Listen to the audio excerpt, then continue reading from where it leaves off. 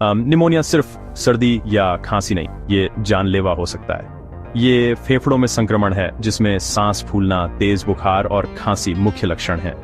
Bacteria, virus या fungus कोई भी कारण हो सकता है। बच्चों, बुजुर्गों और कमजोर इम्यून सिस्टम वाले लोगों को सबसे ज्यादा खतरा होता है। घर पर इलाज शुरुआत से चूक न करें, ना फ्री जरूरी। समय पर एंटीबायोटिक और डॉक्टरी सलाह जरूरी है। साफ सफाई, वैक्सीनेशन और समय पर ट्रीटमेंट ही सबसे बड़ा बचाव है। ऐसे ही हेल्थ मिथ को जानने के लिए सब्सक्राइब करें। How health myth exposed.